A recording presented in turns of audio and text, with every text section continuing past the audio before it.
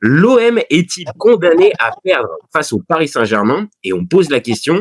Les Marseillais n'ont plus battu le Paris Saint-Germain au Vélodrome en Ligue 1 depuis 14 ans. Et donc, je te pose la question, mon copain, est-ce que toi, tu penses que l'OM est condamné à perdre face au PSG ce dimanche au Vélodrome? Franchement, de base, je t'aurais dit oui. Mais là, sur ce match-là, je pense que c'est pas impossible de voir l'OM s'imposer face au PSG.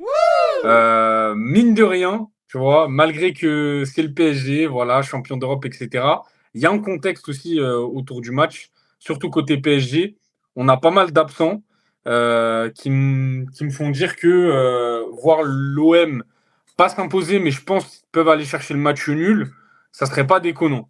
Parce Ok, que des deux côtés, on a des bonnes et des mauvaises choses. Pour moi, l'OM, franchement, ils peuvent aller chercher le match nul. En plus, ils sont chez eux au Vélodrome. On sait que c'est jamais facile de jouer là-bas. Et en vrai, c'est compliqué un peu, hein. ok. Alors attends, moi là j'entends ça. Moi tu me dis ça froidement. Ok, en gros, le PSG, ils sont pas obligés forcément de gagner cette rencontre parce qu'il y a un contexte. On va revenir peut-être dessus, peut-être des blessures, des joueurs qui manquent. Ok. Maintenant, je vais partager les stats dans 2 minutes, mais il y a un contexte qui fait que l'OM au Vélodrome contre le PSG, on est proche du sujet tabou. Là. On est quand même proche du sujet tabou sur les dernières saisons. Ouais. L'OM, ils n'y arrivent vraiment pas. Donc moi, je te trouve vachement optimiste. Ok, peut-être que là, sur ce contexte-là, ça peut peut-être sourire un peu plus. Mais l'OM, moi, si on pose la question, c'est que justement, l'OM, en ce moment, il y a un sujet tabou avec le PSG au Vélodrome. Ouais, ça, pour le coup, je suis d'accord avec toi. Si tu regardes uniquement les stats, tu te dis, bah, ça va être une formalité pour le PSG. Mais moi, honnêtement, je reste aussi sur la forme des équipes à l'instant T. Le PSG, voilà, ils sont en train de dérouler. On l'a vu là en LDC face à l'Atalanta, ils en ont mis 4 sans Ouais. forcément avoir l'équipe type.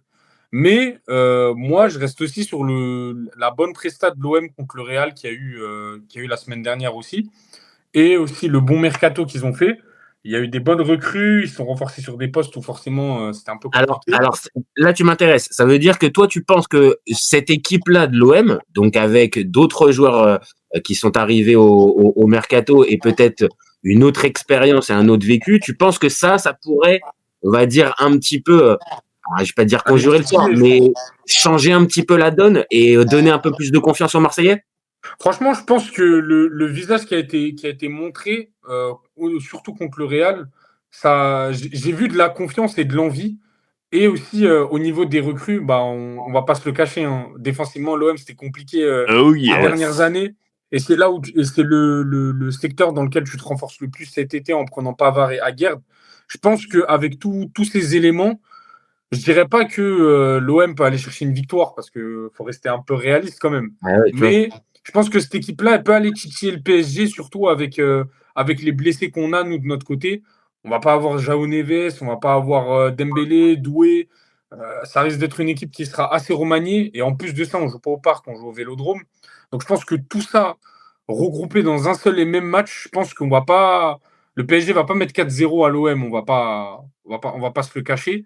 Mais je pense qu'il peut y avoir une surprise d'un côté comme de l'autre.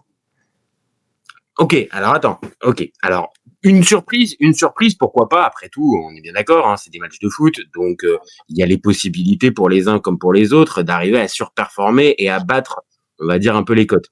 Moi, je regarde un peu les cotes aussi pour me faire aussi un peu une idée. Le PSG, ils étaient à 1,90 en début de semaine, ils sont passés à 1,60 là. Donc, on sent quand même qu'il y a un Il petit y vent a, ouais. d'optimisme. Le 4-0, toi, tu le balayes d'un revers de main en disant, bon, ok, ils ont fait un match.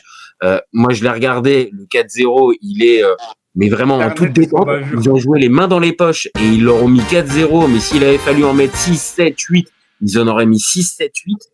Moi, je trouve, pour contrer un peu ton argument, même avec des absences, je trouve que ce PSG reste extrêmement fort, dégage une sensation un peu de supériorité aux adversaires. Et vu ce que je viens de décrire avec l'OM qui va pas fort face au PSG depuis plusieurs saisons, pour moi, j'ai peur que ça saute encore plus aux yeux sur ce match-là dimanche au Vélodrome. Après, moi, je te rejoins sur ce point-là quand tu dis que malgré les absences, voilà, le PSG reste quand même extraordinaire. C'est la patte Luis Enrique. Il n'y a plus de joueurs phares, on va dire, et c'est vraiment tout un collectif. Et même, on l'a vu, tu as des jeunes joueurs, il fait jouer Mayoulou titulaire contre l'Atalanta en Ligue des Champions. Et ça passe très bien. Il fait rentrer Mbaye en cours de match. Ça montre que, bah voilà, en fait, on est passé dans une autre dimension. Après aussi, pour ne pas trop aller dans ton sens, je suis d'accord que dans la manière, le 4-0, bah, ça a été clair, net et sans bavure contre l'Atalanta. Mais je vais rester un petit peu modéré en me disant, ça reste entre guillemets que l'Atalanta. On sait que c'est une équipe qui va pas fort. Ils ont perdu Gasperini. Lookman, il n'a pas joué. Non, c'est clair. Kamaka blessé. T'as raison de préciser ça. L'Atalanta sort pas. C'était pas l'équipe la plus fringante à affronter en première journée de Ligue des Champions.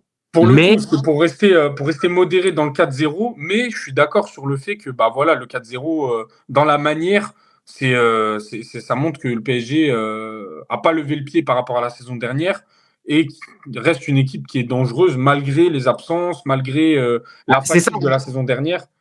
C'est ça, c'est que malgré les absences, moi j'ai cette sensation-là de supériorité par rapport à l'adversaire. La Ligue des Champions remportée, que tu le veuilles ou non, mais forcément les adversaires ils l'ont vu, ils ont intégré aussi que maintenant ce Paris Saint-Germain là, bah c'est un cran au-dessus puisque maintenant ça a remporté aussi cette Ligue des Champions et que dans ce fameux truc de on va dire de pas de surreprésentation, mais de volonté aussi de marquer les esprits. On le sait, un classico, c'est aussi un moyen supplémentaire d'asseoir sa domination. Et vu le Paris Saint-Germain ces dernières saisons qui prend très au sérieux ce match-là, c'est-à-dire qu'il y a pu avoir des défaites contre des équipes moyennes de Ligue 1 et ces dernières années. Mais par contre, contre l'OM, il y a la sensation de toujours sortir le gros match. Et même là, avec les absences, je pense qu'il va y avoir plus la volonté d'aller marquer les esprits. Donc pour ça que moi spontanément, là, l'OM qui vient de jouer, tu l'as dit il y a 3 jours contre le Real, un match intéressant.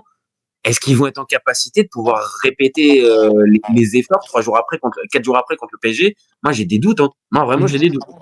Ouais, franchement, c'est pour ça que j'ai dit honnêtement côté parce que comme tu as dit, il y a la volonté de sortir une grosse perf côté PSG ces dernières années contre l'OM. Après, je reste un petit peu plus tempéré parce que je me dis que voilà, l'OM, tous les ans, on dit bah voilà, l'OM cette année, ils ont fait un bon mercato, etc. Nanani, nanana. Mais franchement, je reste modéré parce que je me dis que vu le visage que j'ai vu contre le Real, encore une fois, et les recrues qui ont été faites cette année, notamment dans le secteur défensif, qui était la plus grosse, le talon d'Achille de l'OM, je pense que au moins la confrontation, tu vois, ça sera déjà un peu plus partagé. Parce que les dernières années, quand le Classico, c'était à sens unique. Le PSG, ils y allaient, ils roulaient sur l'OM, ça restait une formalité. Ben, c'est ça. Regarde celui de l'année dernière. Ouais, celui de l'année dernière, il fait très mal aux supporters marseillais, dont j'en fais partie. Mais il y a 3-0 à la mi-temps. Il y a même des supporters qui partent du terrain. Du stade. C'est bien la preuve que le match il est complètement plié. Deuxième mi-temps, t'as l'impression même que le Paris Saint-Germain en fait en garde un peu sous le pied. Ils ont même limite pas envie d'en rajouter tellement il y a d'écart. Donc c'est ça aussi. Et dans la prévision de ce match-là qui nous avait été donné, c'était des Herbis, c'était attention. Là c'est un nouveau contexte. L'OM va pas avoir peur. Et au final, moi j'ai vu la même chose, une équipe qui avait peur. Alors au parc, ok, au match retour, c'est un petit peu différent. L'OM est un peu plus dans le match, mais bon, on peut pas dire véritablement qu'il y ait une vraie confrontation pendant 90 minutes. Maintenant, tu as peut-être raison. Peut-être que les recrues, un Aguerd, un Pavard par exemple, dans le secteur défensif et un Medina, peuvent peut-être t'apporter un peu plus de sécurité et pas te faire percer à la première attaque. Peut-être. Ouais. Après aussi l'année dernière, je crois le match au Vélodrome où il y a 3-0 à la mi-temps, je crois Balerdi se prend un rouge et il joue à 10 contre. Je crois non, c'est Harit. C'est Harit qui prend pour la faute sur Marquinhos. Ouais, donc, on va dire. Il prend un rouge tôt dans le match et après, bah, c'est un tournant dans le match et au final, le match, il a sens unique, mais il prend un rouge tôt, tu vois. Ça, Tiens, attends. Tiens, je te pose une question. Est-ce que là, par exemple, on va dire contexte identique, OM PSG 30 000, allez, on va dire qu'il y avait pas, il y a pas de but. Il y a 0-0, 20e minute, l'OM se retrouve à 10 contre 11. Tu penses que là, ça a fait comme l'année dernière, c'est-à-dire il tombe en dépression, ou au contraire, là, ce recrutement et cette équipe-là seraient en capacité de pouvoir tenir le choc? Après, ce qui est compliqué, et ça, la question, elle est compliquée parce que aussi les styles de jeu, ils sont assez différents. Et même, on l'a vu, hein, contre le Real. Il y avait des phases où l'OM, ça jouait très lentement parce que le Real, il venait pas presser. Le PSG de Luis Enrique, si tu poses ton jeu, tu vas te faire tuer sur les seconds ballons. Ah oui. Et le contre-pressing, il est mortel. Ça veut dire à 11 contre 11 déjà, il faut être vigilant sur ça. Bah, à 10 contre 11, c'est limite impossible parce que tu te fais étouffer dans le pressing. Bah, c'est ça. Donc là, tu vois, on va dire en termes de progression, j'aurais du mal à voir, sauf si, tu sais, la tournure du match avec l'OM qui joue complètement défensif, avec le bus derrière, défense héroïque, ok, peut-être là, tu arrives à tenir. Mais par contre, comme tu l'as dit, si tu veux jouer ton jeu, déjà 11 contre 11, c'est compliqué, mais alors à 11 contre 10, c'est impossible. Donc, moi, il y a un truc particulier qui me fait dire que peut-être pour l'OM, il y a un peu plus de chance, c'est que l'année dernière, tu avais un Eli Wahi, par exemple. Là, tu as un Pierre-Emerick Aubameyang. C'est pas le même type d'attaquant. C'est pas le même. Le gars a un peu plus de confiance, peut-être dans les moments importants. Maintenant, je reste sur cette maîtrise collective. La maîtrise collective, elle est évidente du côté du PSG et du côté de l'OM, ça se cherche encore. Là où je Ça te cherche rejoins, encore, ouais. ça, on va dire, il y a des signes qui sont positifs. Le match du Real, il y a des choses intéressantes à retirer dessus. Maintenant, dans l'ensemble, on en a parlé en off. Si au bout de 5 minutes, le Real est un tout petit peu plus adroit, ça peut faire déjà Ça fait, 2-0 ah ouais. au bout de 5 minutes.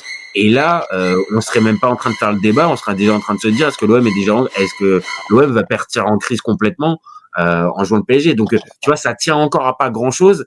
Mm. Et jouer ce PSG là aussitôt dans la saison, C'est moi, c'est ça compliqué. qui me fait peur pour l'OM. Après, je pense que le match du Real, ça va aussi les mettre en confiance. Se dire, bah voilà, tu tiens tête au Real, t'es pas loin de faire le match nul. Je pense que ça aussi, tu vois, c'est pas quelque chose qui a à négliger. Après, de l'autre côté aussi, pareil. Le match contre l'Atalanta, ça va aussi conforter, on va dire, le PSG dans sa lancée de l'année dernière et de se dire, bah, cette année, ça va être le rouleau compresseur en Ligue 1 comme chaque année. Donc, dans les deux sens, on va pas dire que les deux équipes elles sont en forme, mais mentalement parlant, elles sont sur une bonne passe. Et je pense que l'équipe qui va perdre le match, la chute va être douloureuse. Bah Je alors, pense t'as plus pour raison. l'OM en plus. Bah surtout plus pour l'OM, parce que ce que j'allais te dire, si le PSG venait à perdre, bon, ok, on vient de le décrire, c'est un match au Vélodrome, ça peut toujours tourner, ok. Mais le PSG, factuellement, s'ils perdent, ils vont garder leur première place. L'OM, à l'inverse, si ça perd, ça fait une nouvelle défaite. Je repartage hein, les stats. Ça fait, sur les 10 dernières confrontations en Ligue 1, ça fait 8 victoires pour le PSG, 2 nuls, 0 victoire. Donc ça veut dire qu'on continuerait de la fameuse série et que au classement, l'OM n'a pas la même marge que le PSG en championnat. Donc ça veut dire que là, le malheur au perdant, c'est vraiment pour l'OM. L'OM, ils Ouais. n'ont pas le droit de passer à côté. Et encore plus sur l'attitude, vu le 3-0 qu'on a décrit l'année dernière, là, les supporters, ils supporteront Attendre le pas. match, t'attends un bon résultat, au moins un bon visage, même s'il n'y a pas le résultat derrière, au moins que la prestation elle soit digne elle soit digne d'un classico, parce que l'année dernière, c'était une raclée, pour pas dire autre chose. Ah bah oui, oui, non mais vraiment, même moi en tant que supporter marseillais, à la 60e, je commence à faire autre chose hein, pendant que je regarde le match. Hein. Donc, parce qu'à un moment donné, j'ai trop mal. Enfin, l'écart est trop visible. C'est-à-dire, il y a même plus de match.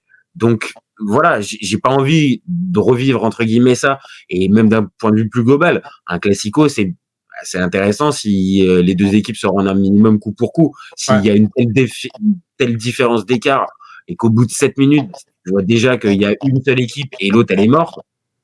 Bon, on aime le foot, mais bon, c'est moins intéressant. Donc, j'ai envie de voir un gros match. Donc, toi, pour terminer notre débat, là, si tu devais aller te mouiller un minimum, tu vois l'OM accrocher ce match nul? Non, franchement, avec tout ce qu'on a dit, Je vois pas l'OM accrocher le match nul, mais je vois quand même l'OM livrer une bonne prestation contre le PSG. Et si je devais donner un score, je pense que je dirais un 2-1 ou un 3-1 pour le PSG. Mais avec D'accord. un visage assez similaire à ce qu'on a vu contre le Real Madrid du côté de l'OM. Bon, bah, écoute, on va espérer pour les supporters de l'OM, pas que ta prédiction elle se réalise, parce que bon, ça veut dire quand même encore une défaite, mais à la limite une défaite pas déshonorante. Bon, ça sera toujours mieux que ce qu'on a dit la dernière fois. Et dernière chose, est-ce que tu penses que on va dire le probable Ballon d'Or de Ousmane Dembélé peut laisser place à, on va dire, un truc un peu particulier dans l'esprit des Parisiens ou non? Non, il faut Moi, focus sur le match. je pense qu'ils sont focus sur le match. Si Dembélé avait été sur le terrain, je t'aurais dit la même chose, mais là encore plus parce que Dembélé, il n'est pas là. Donc je pense que il n'y a pas forcément cet esprit de voilà le Ballon d'Or, etc. Parce que Dembélé, il est même pas sur le terrain. Le pauvre, il est blessé. Mais je vois mal, en tout cas, le PSG être dans une mentalité, bah voilà, lundi, il y a le Ballon d'Or, va falloir qu'on sorte une grosse paire pour Tu sens montrer pas que. le troll. Non. Tu sens pas le troll des Parisiens. Non. Ok. Je vois très mal le PSG troller, surtout sur un classico comme ça. Je pense que ils vont rester focus sur le match. Bah, écoute, ok. Bon, en tout cas, toi, on va dire, ta sensibilité va vers encore une victoire du PSG. Moi, si je dois me mouiller, écoute, j'aimerais le match nul. J'aimerais le match nul, mais vu ce que j'ai dit et vu ce qu'on vient de décrire, Ça paraît compliqué. vraiment, ça paraît compliqué. Ça me paraît compliqué.